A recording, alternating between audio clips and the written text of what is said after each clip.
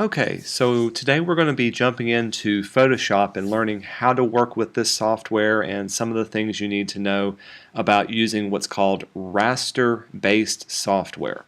Photoshop allows you to edit pictures that use pixels, unlike Illustrator that allows you to edit pictures that use vectors.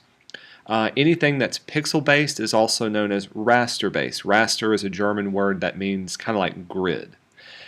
So if you go on the Moodle page, of course you're going to need to download today's notes, which are the Photoshop notes. You'll also need to download the colorized photo project and the photo that goes along with it. I've got it on my desktop right here.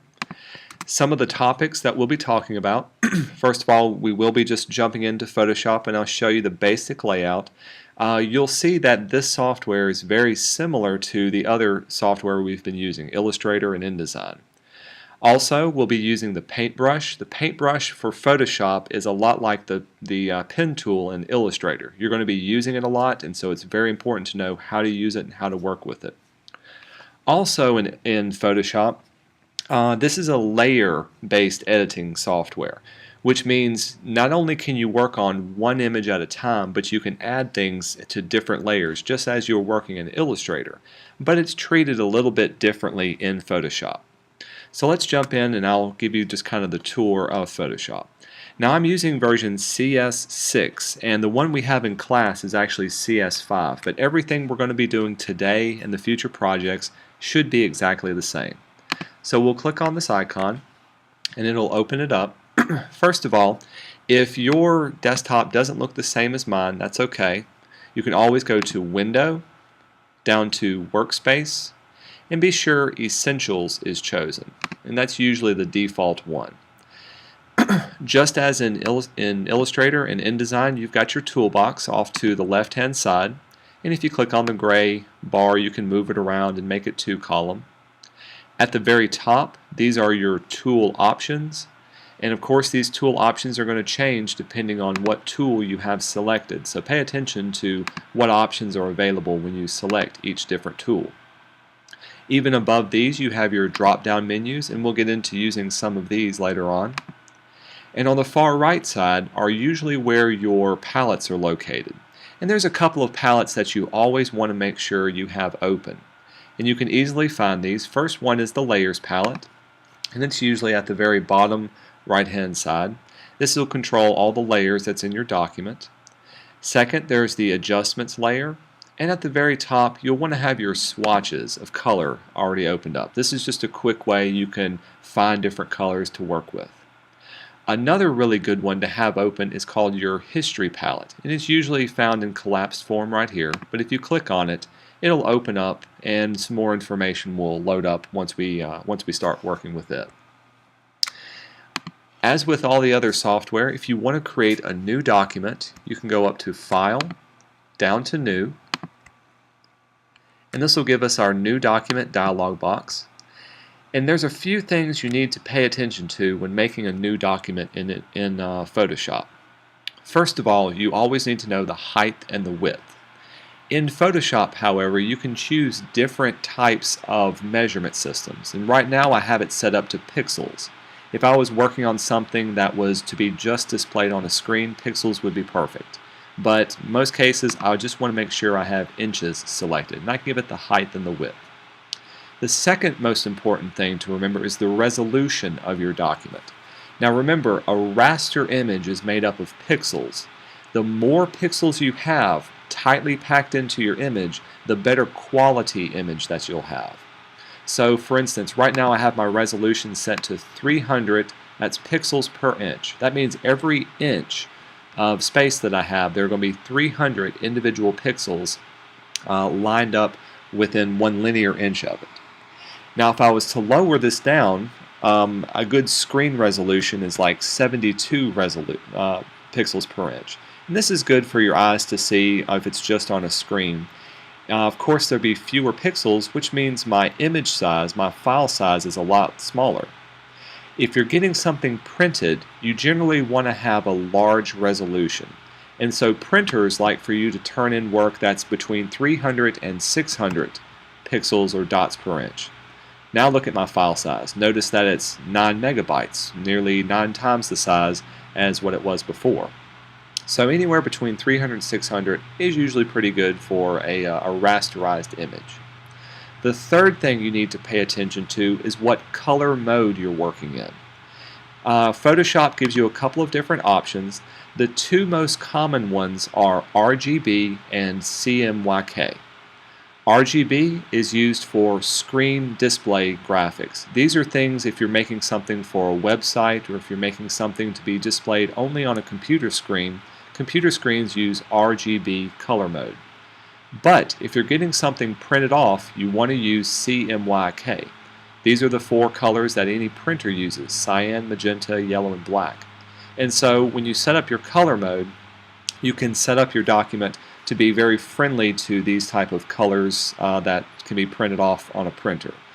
In general, we won't be getting into the differences between RGB and CMYK, but I do want to make you aware of them. There are also some other types like bitmap, which is only black and white. Grayscale, this will only give you black and white and all shades of gray. And lab color gives you specific colors. Let's say there's only a few colors that you want to use, and that will save your memory for future documents that you create. We're not going to use any of these for this class period. Everything else you can keep the same. We're not going to worry about the background, and we're not going to get into any advanced settings in Photoshop. But if I say OK, it'll open up our document. Give it just a second. And you'll notice that it's in its own little window. You can click and drag and move this window around. Now, some of you may have your Photoshop opened up where you can't see your desktop. Notice I can see my desktop on the background.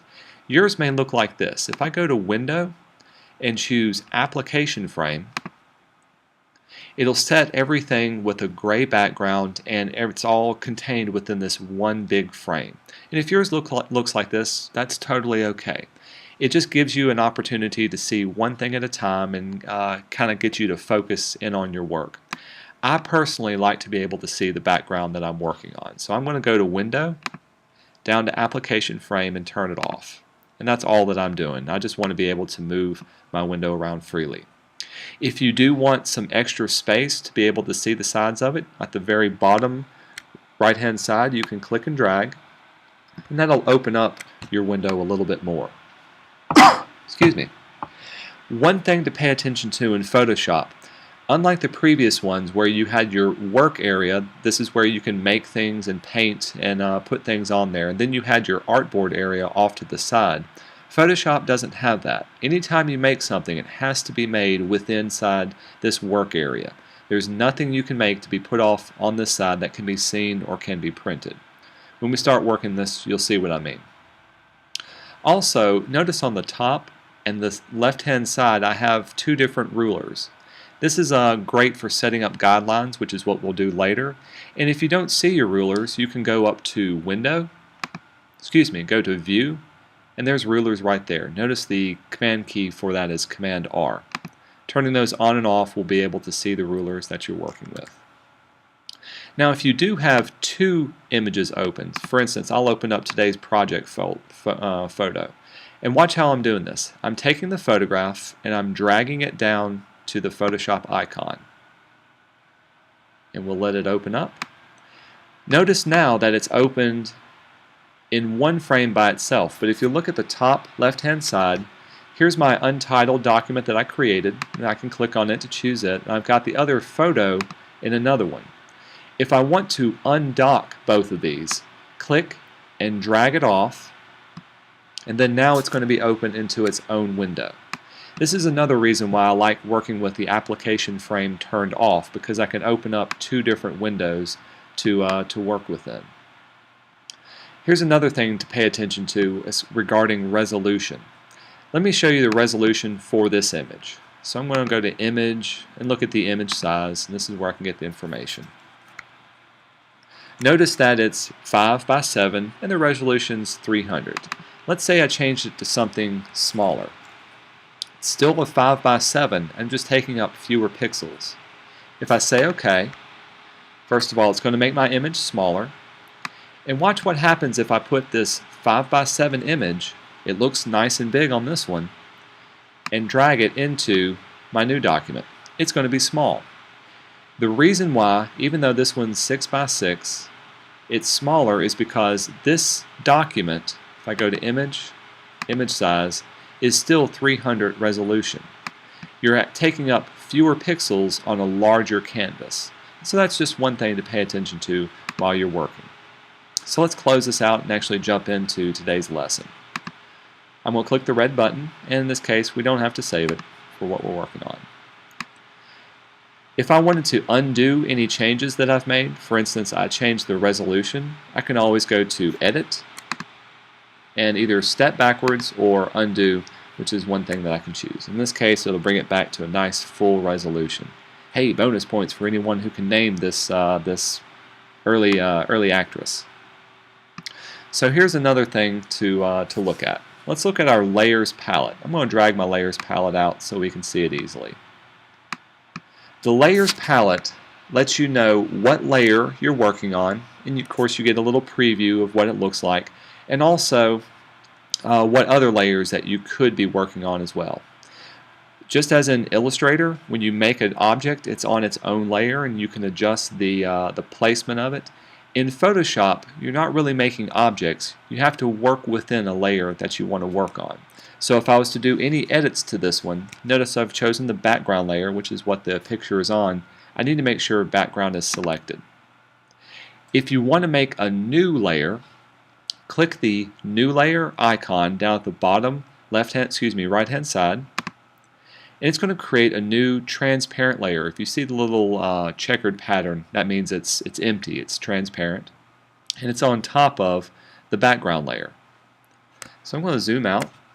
I'm going to choose my paintbrush tool. This is the tool we're going to be working with. It looks like a paintbrush, and before I get into any of the options, I'm just going to paint on top of this. I'll choose a red color, and you can kind of see what's going on. Just clicking and dragging around, and I'm painting on top of it. Now, don't be afraid. I haven't messed up anything that's on the background layer. All the painting is done on layer 1.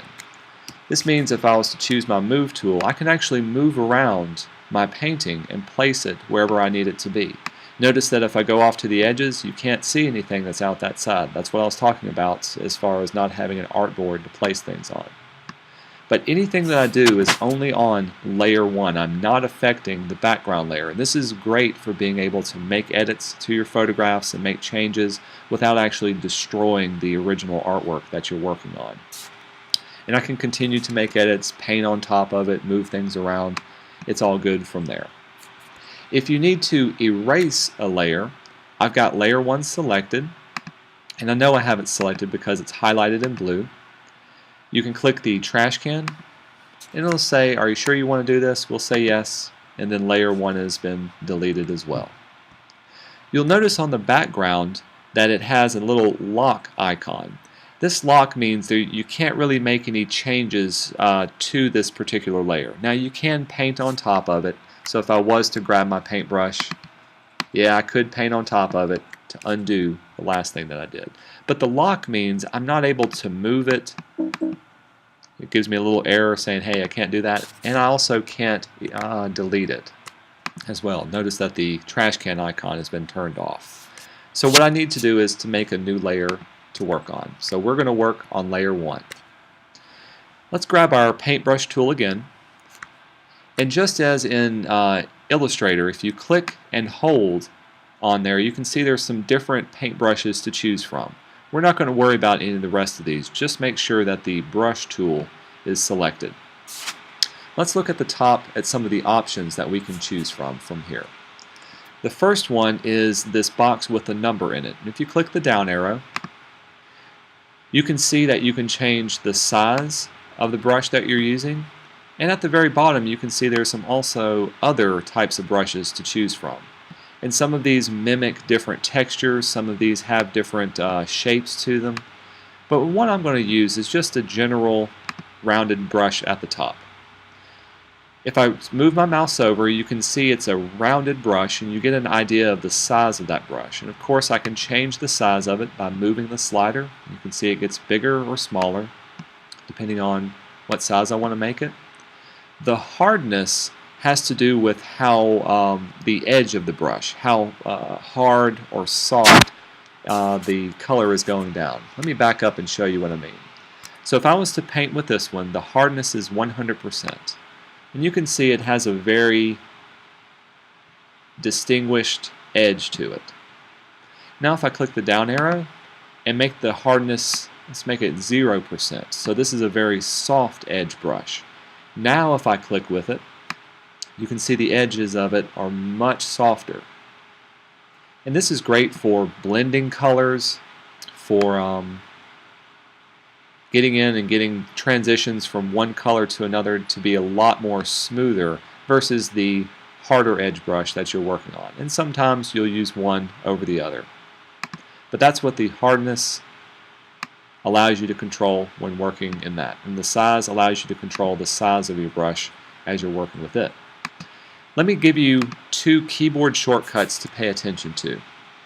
They are the bracket keys that are on your keyboard. If you just press the open and close bracket keys, you can change the size of your brush. For instance, the close bracket key will make it larger, and the open bracket key will make it smaller. And so very quickly I can change the size of the brush that I'm working on just by hitting the bracket keys, smaller or larger. The other keyboard shortcut to pay attention to is the shift bracket keys. Holding down the shift button and then doing the open bracket key or the close bracket key will give me a harder edge, or if I hit shift, open bracket key, give me a softer edge brush. So shift bracket keys will change the softness versus just the bracket keys will change the size of your brush that you're working on. And you can see I've started to make a complete mess out of this.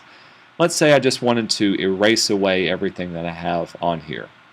I can go to Select, and we're going to select all of it. In this case, we're selecting all the pixels on here, and I'm going to hit Delete. And that deletes everything that's on this, this layer. I can then go back to Select and Deselect. Notice the command shortcuts for this, Command A and Command D, and we'll deselect it. So let's try this again. We're going to colorize this black and white photograph. And to do this, you can choose any colors that you want. I do have some suggested colors that if you wanted skin tones or certain things. But to pick a color, of course we have our swatches colors opened up. And every time I click on it, you'll notice at the bottom of the toolbox that this color swatch changes. This is your foreground color. In Photoshop, there are two different colors to pay attention to. There is a foreground and there's a background, but any one that you're going to paint with, you're only going to change your foreground color. Another thing you can do is double click on your foreground color, and this will bring up your color picker. The color picker allows you to pick a specific hue, tint, and intensity of a color that you want to work with. Or you can also type in an RGB value or a CMYK value if you want something specific. So let's say I wanted to have a specific shade of red. From there, I'll say OK. And now when I click, let's see, I'll zoom back out, I can start to paint in a particular area that I'm working in. What I want you to do is to colorize the entire photograph. Now when I'm painting, keep in mind I'm working on layer 1. Of course, under normal circumstances, it's going to cover up these pixels. What I want to do is to change the blending mode. And we use the blending mode in Illustrator to change up how pixels in one object affect pixels in another. To change the blending mode for layer 1, I have it selected. Go up here under the Layers palette where it says Normal, and then we can change it to anything else that's on here. I believe the one that we're going to use is Color. So with Color selected, zoomed out. With Color selected, notice now that when I paint, it will colorize the picture that I'm working on. Let's see if I can follow along in the instructions that I give you. So yeah, open the document, select a paintbrush, and change the size to really whatever size that you need it to be. Create a layer and change the color mode to color, which is what we've done. and begin coloring everything in. So in this case, I can paint the flowers red. If I wanted to paint her hair a particular color, I can double click and let's say we'll get wild. I want to paint it blue. So I've got blue selected. I'll even change the hardness of my brush. And when I start to paint it in, you can see very easily, very quickly, colorizes what's on this layer. Now if you do make an accident and you need to erase away a particular area, you can either paint over, in this case I've painted on her skin blue, paint over that color another color, or you can use your eraser tool, which looks like a regular eraser, and it also works like a brush, where you click and drag and erase away that particular color. It's actually a little bit easier just to go back in and repaint over that particular area. Remember, if you got a smaller area, you may want to make your brush a lot smaller so that you don't paint any area that you don't want to. Very easily, very quickly, you can paint in this particular area. Just make sure you're staying on layer 1 when you do this. And you can see in layer 1 we're getting kind of a preview of what the blue and the red area looks like. If you want to get a good skin tone, I do give you a recommendation. You can see the RGB value. You can type in 255, 220, and 178. So here's how to pick a specific skin tone. Double click the fill color and then type in that tone here. So 255, 228, and what was it, 178? You can see automatically it jumps and picks out that particular color. You can see the new one versus the other one that we had. And if you want to change it up, you can move it around as well. We'll say OK. And now I'll zoom into her face and actually start colorizing her face as well. The larger the brush, the larger areas you can go over. Just make sure you don't colorize something that maybe you don't need to. The eyes, of course, don't need to have flesh tone. So if I wanted to maybe paint that white, I'll choose white again. It'll go back to normal for her. If I wanted to paint her lips red, choose a red color. We'll soften up the edges by holding down Shift and the bracket keys, and I can paint in the red colors. Let's say I wanted to add just a slight hint of red to her cheeks.